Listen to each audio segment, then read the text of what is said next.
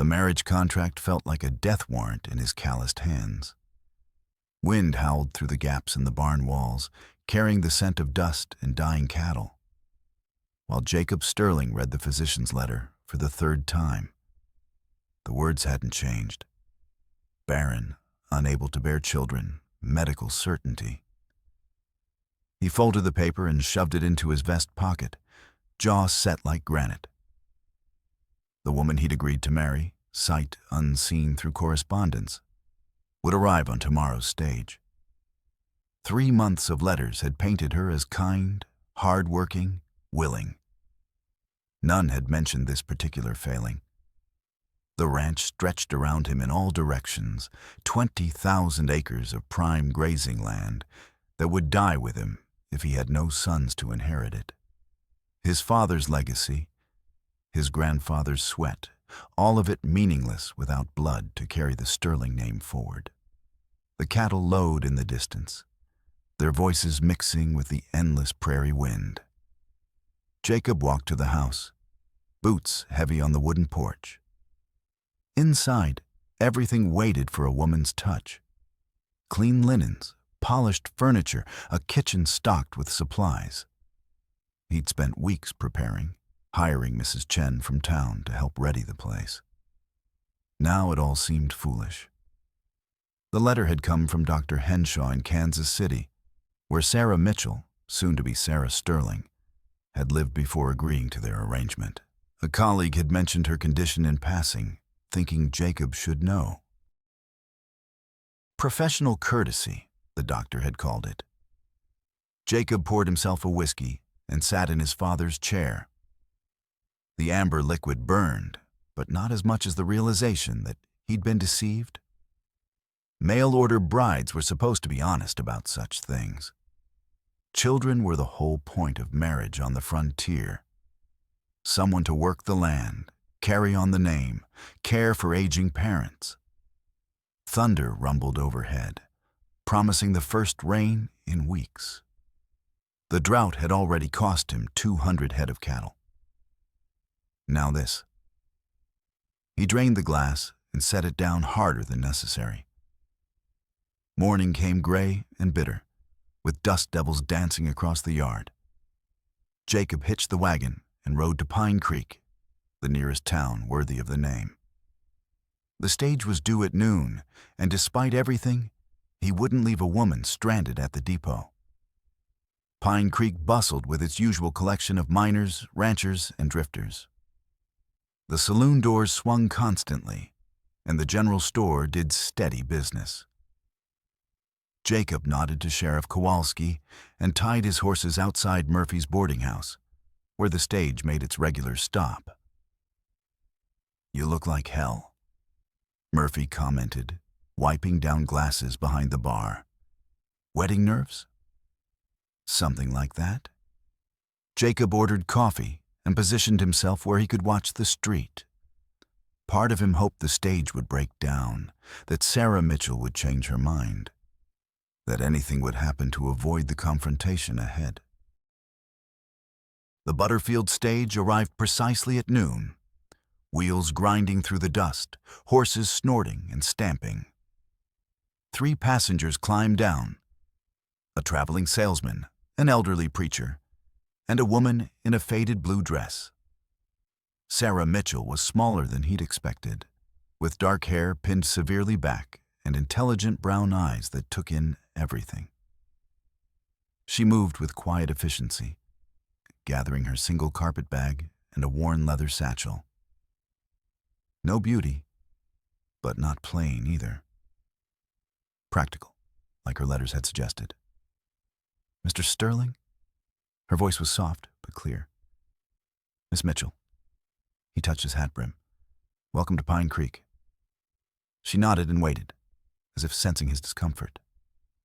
Other passengers dispersed, but they stood there in the dust and heat, measuring each other. "We need to talk," Jacob said finally. "Yes, we do." He loaded her bag into the wagon and helped her up. They rode in silence toward his ranch, the only sounds the creak of leather and the steady rhythm of hoofbeats.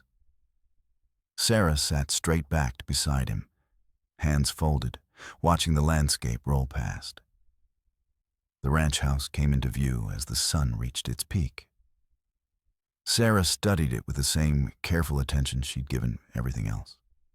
The corrals, the outbuildings, the grazing cattle scattered across the distant hills. "It's beautiful," she said, "larger than I expected." Jacob pulled up at the front porch. "We need to discuss your condition." Sarah went very still. "What condition would that be?" "Dr. Henshaw wrote to me from Kansas City." Jacob climbed down and came around to help her, but she'd already jumped to the ground. "He thought I should know about your medical situation." Color drained from her face. "What exactly did Dr. Henshaw tell you?" "That you can't have children. That you're barren." The words came out harsher than he'd intended. Sarah's jaw tightened. She picked up her carpetbag and walked toward the house without another word.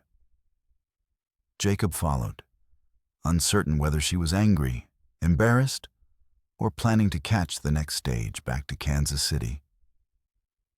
Inside, she set her bag on the kitchen table and turned to face him. "Dr. Henshaw had no right to discuss my personal affairs with anyone. He thought I had a right to know before the wedding." "Did he?" Sarah untied her bonnet and hung it on a peg by the door. "And what did you decide, Mr. Sterling?" Jacob struggled for the right words. "Children are important on a ranch like this. A man needs sons to inherit the land, to carry on the family name." "I see." Sarah walked to the window that looked out over the grazing land.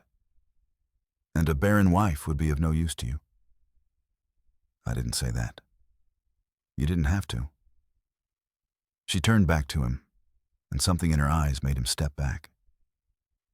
"Tell me, Mr. Sterling, what do you know about children?" "I know a man needs them." "Do you know how to feed a baby with no milk? How to keep 6 children warm when there's no money for coal? How to stretch a pound of flour into meals for a week?" Jacob frowned. "What are you talking about?" Sarah opened her leather satchel and pulled out a stack of letters, worn thin from handling. "These are from the children I raised in Kansas City. 6 of them, after their parents died in the cholera outbreak 2 years ago." She spread the letters on the table like evidence. "Mary, age 12. Tommy, 10. The twins, Sarah and Samuel, 8. Little Beth, 6. And baby James, barely 2 when I took them in." Jacob stared at the papers covered in childish handwriting. "You said you couldn't have children?" "I said Dr. Henshaw told you I was barren. I never said I couldn't raise children." Sarah's voice stayed level, but her hands trembled slightly as she touched one of the letters. "These 6 would have starved or ended up in the workhouse if someone hadn't cared for them. Where are they now? I found good families for each of them before I left Kansas City. Families who could give them what they deserved." Sarah picked up a drawing signed in a child's careful printing. "To Mama Sarah, love Tommy." Dr. Henshaw was correct about one thing. I likely cannot bear children of my own. But that doesn't mean I can't love them, raise them, teach them to be decent human beings. Jacob studied the letters, recognizing the truth in them. Real children had written these words, drawn these pictures. Children who called this woman Mama. "Why didn't you tell me?" he asked. "Because men like you see only what you want to see. You wanted a broodmare, not a mother." Sarah began gathering the letters. "You wanted your blood, your name, your legacy. These children weren't good enough because they weren't yours."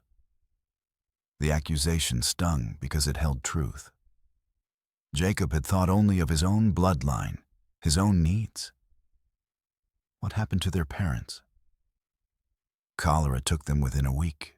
The church was overwhelmed, the orphanage full. Someone had to step up.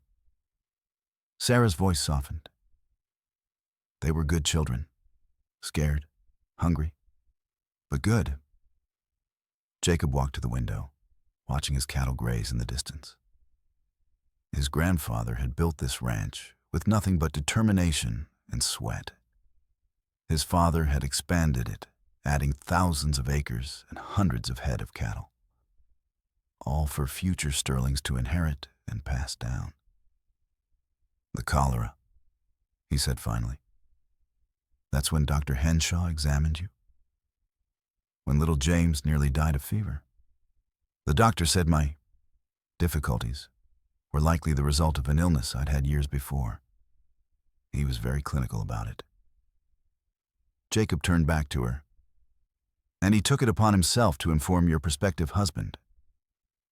Professional courtesy, he called it? Sarah's laugh held no humor. I suppose he thought it would save everyone trouble. Outside, storm clouds gathered on the horizon. The promised rain might finally come, breaking the drought that had plagued the region for months. Jacob made his decision. I'll take you back to town tomorrow, if you want to leave. Sarah looked surprised. Is that what you want? What I want doesn't matter much right now. Jacob sat across from her at the kitchen table. You came here in good faith. I accused you of deception when the deception was someone else's. But you still need sons to inherit this ranch. Jacob considered that. His grandfather had started with nothing. His father had built on that foundation. Maybe blood wasn't the only thing that mattered. Maybe what mattered was someone who understood the value of hard work, of caring for those who needed it, of building something lasting. Tell me about the children, he said. Sarah's face changed, warming with obvious love. Mary was the oldest, practically raised the others herself after their parents died. Tommy had a gift with horses, could gentle the most stubborn animal. The twins were inseparable, always getting into mischief, but watching out for each other. She pulled out a photograph, creased from handling. 6 children arranged around a young woman Jacob now recognized as Sarah. They all looked well-fed, clean, happy. Beth loved to read. She'd sound out words from any book she could find. And James... Sarah smiled. James called everyone Mama or Papa, but he knew who really took care of him. How long did you have them? Nearly 2 years, from right after their parents died until I found good homes for each of them. Sarah traced the edge of the photograph. It wasn't easy. I took in laundry, did sewing, worked at the hotel when I could, but we managed. Jacob studied the picture. The woman in it looked younger, less guarded than the one sitting across from him now, surrounded by children who clearly adored her. Why did you agree to come here? Sarah was quiet for a long moment. Because I thought maybe there was room in the world for someone like me to build a family, even if it wasn't traditional. Because your letters sounded like you understood what it meant to work for something you believed in. And now? Now I think you're like most men. You want your own blood, your own legacy. Nothing wrong with that. But it's not what I can give you. Thunder rumbled closer, and the first fat raindrops hit the windows. Jacob watched the water streak down the glass, thinking of his empty house, his silent meals, his solitary life. The children in that picture, he said, they look happy. They were. At least I tried to make sure they were. And their new families? Sarah brightened slightly. Good people. The Andersons took Mary and Tommy. They have a farm outside Kansas City and needed help. The Murphys took the twins, said they'd always wanted children but couldn't have any. Beth went to the schoolmaster's wife, who promised to encourage her reading. And James. Sarah's smile was brilliant. James went to a young couple who'd lost their own baby. They spoil him terribly, from what I hear. Jacob absorbed this. She'd given up children she clearly loved to ensure they had the best possible lives. That took a different kind of strength than he'd expected. What made you think you might want to marry a stranger? Your letters, Sarah said simply. You wrote about the land like it was alive, like it was family. You talked about building something that would last, about the responsibility of caring for something bigger than yourself. It sounded like you understood what I'd been trying to do with those children. The rain began in earnest now, drumming on the roof and streaming down the windows. Jacob had prayed for this rain for weeks, but now he barely noticed it. Dr. Henshaw was wrong about one thing, he said finally. What's that? Children aren't just about blood. They're about who raises them, who teaches them, who loves them. Jacob gestured toward the photograph. Those 6 prove that. Sarah watched him carefully. What are you saying? I'm saying maybe I was wrong about what makes a family. Jacob stood and walked to the window again. The rain was already darkening the dusty ground, promising life to his drought-stressed cattle. This ranch needs someone who understands that land is more than just ownership. That legacy is more than just a name. Mr. Sterling. Jacob, he corrected. And I'm saying that if you'll have me, I'd be honored to marry you. Not because I need a broodmare, but because I need a partner who understands what it means to build something lasting. Sarah was very quiet. Outside, the rain intensified, and Jacob could almost see his cattle lifting their heads to drink from the puddles forming in the pasture. There might be children who need families out here too, she said finally. There might be. Orphans from Indian raids, children whose parents don't survive the winters, babies left at church doors. I expect so. And you'd be willing to raise them? Love them as your own? Jacob turned from the window to meet her eyes. If you'll teach me how. Sarah stood and walked to him, still holding the photograph of her 6 children. It's not easy raising children who aren't your blood. People talk. They question whether you really love them. Let them talk. And there's no guarantee they'll stay grateful, or that they'll want to inherit this ranch when they're grown. Then we'll have raised them to make their own choices. That's what good parents do. Sarah smiled then, the first genuine smile he'd seen from her. You really mean it? I do. She extended her hand, formal as a business agreement. Then yes, Jacob Sterling, I'll marry you. But I have conditions. He took her hand, surprised by its strength. Name them. Any children we take in are our children, fully and completely. No talk of blood or inheritance based on biology. Agreed. We treat them with respect, teach them to be decent people, and love them whether they're grateful or not. Agreed. And you never, ever let anyone tell them they're not real Sterlings. Jacob squeezed her hand gently. Sarah, any child we raise will be more Sterling than I am. They'll have been chosen, wanted, fought for. That makes them more precious, not less. Tears gathered in Sarah's eyes. You really understand? I'm learning to. The rain continued through the afternoon and into the evening. They talked more, sharing stories about the ranch, about the children Sarah had loved and lost, about the future they might build together. When night fell, Sarah took the guest room while Jacob made plans for their wedding. The next morning dawned clear and bright, the air washed clean and sweet. Jacob hitched the wagon again, but this time to take Sarah to town for supplies and to arrange their marriage ceremony. Sheriff Kowalski could perform the service, and Mrs. Chen could stand as witness. "Are you certain about this?" Sarah asked as they drove toward Pine Creek.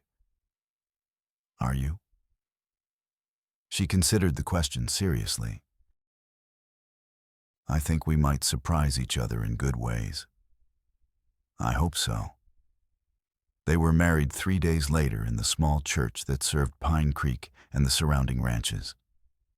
Sarah wore her best dress, simple but clean, and Jacob had gotten a haircut and borrowed a suit from Sheriff Kowalski.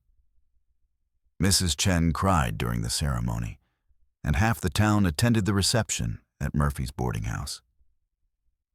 To the Sterlings, Sheriff Kowalski toasted, "May your ranch prosper and your family grow." Jacob looked at his new wife, who smiled back with quiet confidence. They would make this work. They would build something lasting, something bigger than bloodlines or tradition. 2 months later, the first child arrived. She was maybe 5 years old, found wandering near the railroad tracks by a traveling preacher who brought her to the nearest ranch, which happened to be the Sterling place. She spoke no English, only Spanish, and cried for her mama in a voice that broke hearts. "Apache raid," the preacher explained. "Whole family killed except this little one. She hid in the root cellar." Sarah knelt in front of the child, speaking softly in broken Spanish while Jacob watched from the doorway. Within an hour, the little girl was eating soup at their kitchen table, still wary, but no longer crying. "What's her name?" Jacob asked. "Rosa," Sarah replied. "She's exhausted, scared, but she's strong." They kept Rosa. She learned English quickly, helped with the housework, and followed Jacob around the ranch like a devoted shadow. Within 6 months, she was calling them Mama and Papa with complete naturalness. Rosa was followed by twins, brothers whose parents had died in a blizzard. Then came Elena, daughter of a Mexican family killed by bandits. Then Marcus, son of a cavalry soldier and a Cheyenne woman, accepted by neither community until the Sterlings took him in. Each child came with trauma, with loss, with the need for patience and love. Each child became fully, completely, undeniably a Sterling. The ranch prospered. Jacob's cattle thrived in the good grass years that followed the drought, and Sarah's management of the household freed him to expand operations. But more importantly, the house filled with laughter, with arguments over chores, with children's voices calling across the yard. "Papa, look what I caught!" Rosa, now 12, held up a string of fish from the creek. "Mama, Marcus won't let me ride Thunder," Elena complained, hands on her hips in perfect imitation of Sarah's stance when she was frustrated. The twins, David and Daniel, had grown tall and strong, capable of handling most ranch work alongside their father. They called him Papa without hesitation, claimed the Sterling name with pride, and never questioned their place in the family. By their 5th anniversary, Jacob and Sarah had 7 children ranging in age from 6 to 16. The house had been expanded twice, the ranch workforce grown to include several hired hands, and the Sterling name was known throughout the territory as synonymous with hard work, fair dealing, and strong family values. "Do you ever regret it?" Sarah asked one evening as they sat on the porch, watching their children chase fireflies in the gathering dusk. "Regret what?" Not having your own blood children? Not passing on the Sterling bloodline the way your father and grandfather did. Jacob watched Marcus teaching little Elena to whistle, Daniel showing Rosa how to mend a bridle, David reading to the twins from a dime novel. His children, his family, his legacy. Look at them, he said finally. Really look at them. Sarah followed his gaze. Their children were healthy, happy, secure in the love of their parents and each other. They worked hard, treated others with respect, and carried themselves with the quiet confidence that came from knowing they belonged somewhere. They're more sterling than I ever was, Jacob continued. They chose to be here, chose to be part of this family. That makes them stronger, not weaker. But the bloodline is stronger now than it ever was. Jacob took his wife's hand. My grandfather built this ranch with nothing but determination. My father expanded it with hard work. But we, you and I, we've filled it with love.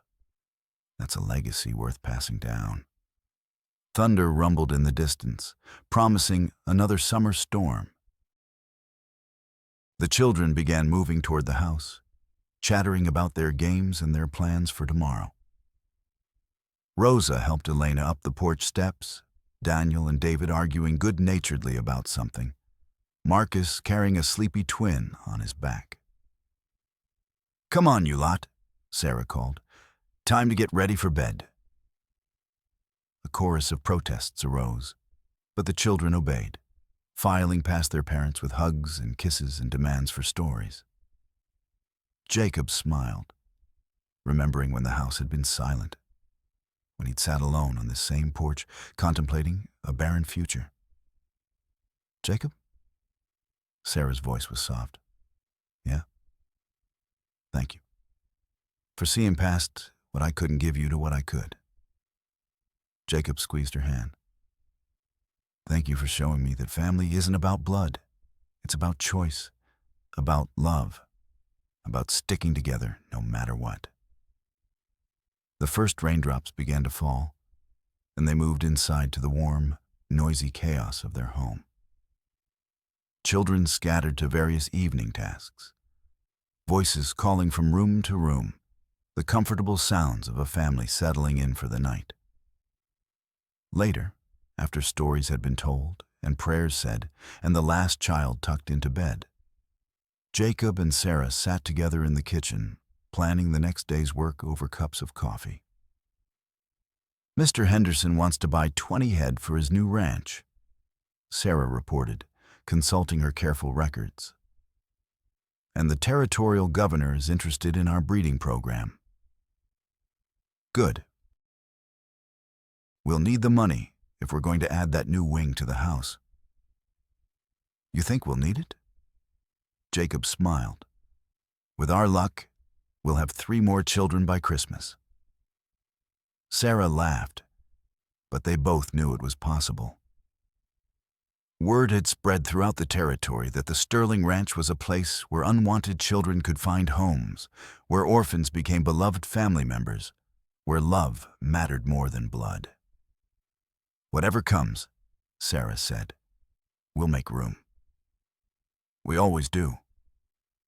Outside, the rain fell steadily, nourishing the grass that fed their cattle, filling the streams that watered their land, washing the world clean for tomorrow's possibilities. Inside, the Sterling family slept peacefully, secure in the love that had chosen them and the legacy they would carry forward. The ranch would prosper. The children would grow up strong and capable, ready to take their places in the world as proud Sterlings. And somewhere in Kansas City, an old photograph of 6 children around their beloved caretaker would gather dust in a doctor's office. A reminder of a woman who had understood that the greatest gift wasn't the ability to create life, but the willingness to nurture it wherever it was found. Don't forget to subscribe and consider giving a like to help us keep bringing you more stories like these. Your support means everything to us.